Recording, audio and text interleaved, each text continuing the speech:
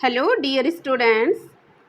आज हम पढ़ेंगे एक कविता जो हालांकि ना अपने सेकंड ग्रेड के सिलेबस में है और ना ही फर्स्ट ग्रेड में, लेकिन अदम गोंडवी के द्वारा लिखी हुई कविता जो बहुत ही अच्छी कविता मुझे बहुत अच्छी लगती है। अगर आपको अच्छी लगे तो आप सुन लेना और नहीं लगे तो फिर कोई बात नहीं। कविता का नाम है मैं चमारों की गली तक ले चलूँगा आपको। तो सुने कविता।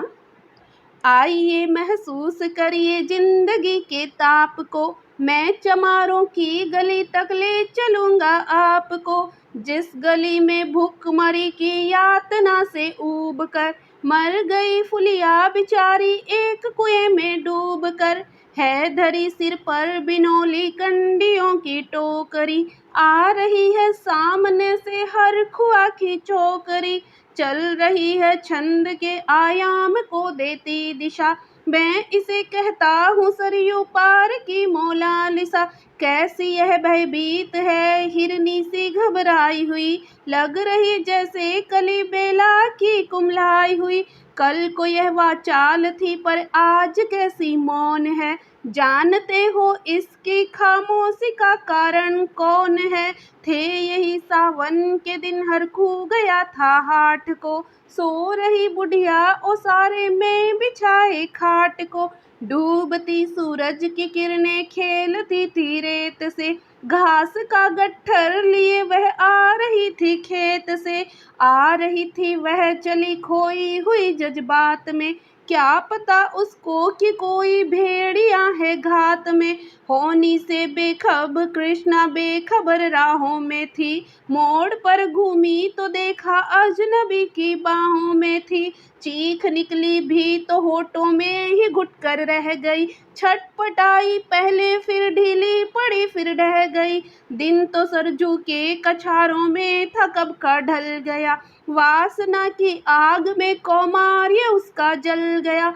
और उस दिन ये हवेली हंस रही थी मौज में, होश में आई तो कृष्णा थी पिता की गोद में। जुड़ गई थी भीड़ जिसमें जोर था सैलाब था, जो भी था अपनी सुनाने के लिए बेताब था।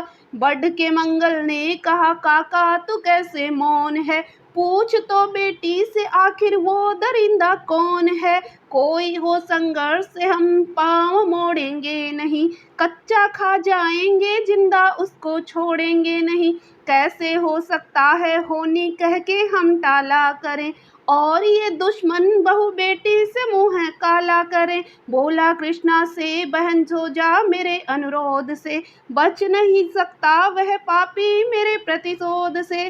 पड़ गई इसकी भनक थी ठाकुरों के कान में, वे इकट्ठे हो गए थे सरपंच के दालान में।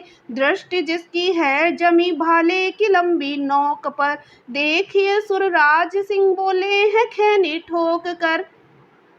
क्या कहें सरपंच भाई क्या जमाना आ गया, कल तलक जो पाँव के नीचे था रुतबा पा गया।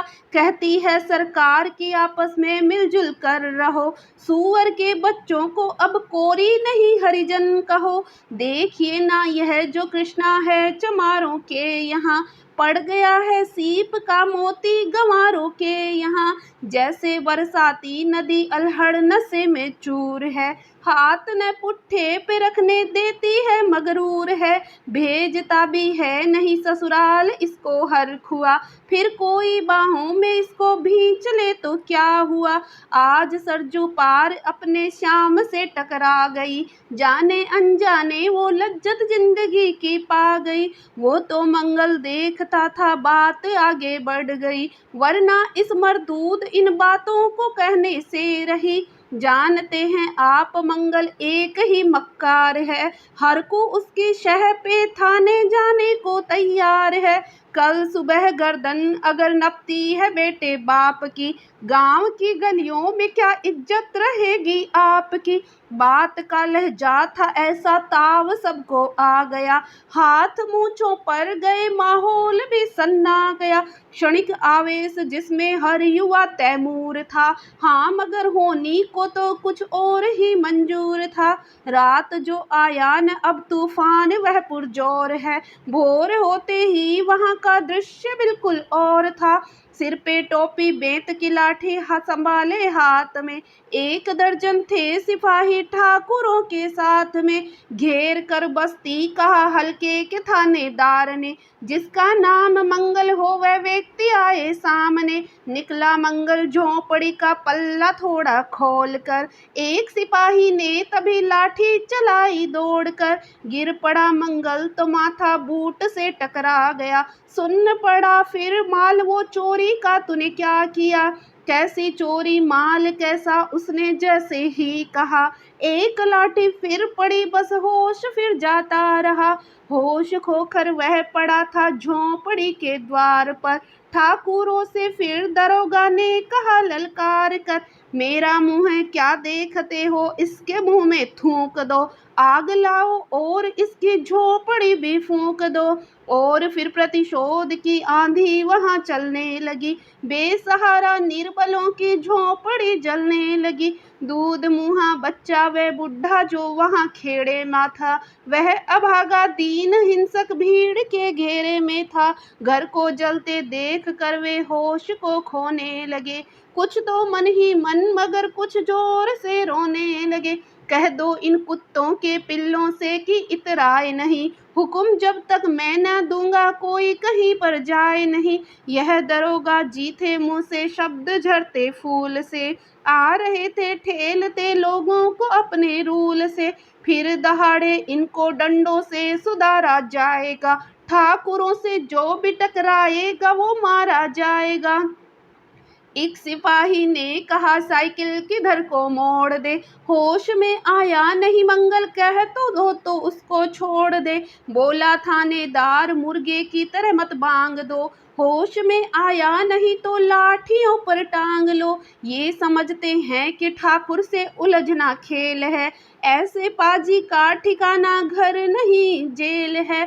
पूछते रहते हैं मुझसे लोग अक्सर यह सवाल, कैसा है कहिए ना सरजू पार की कृष्णा का हाल।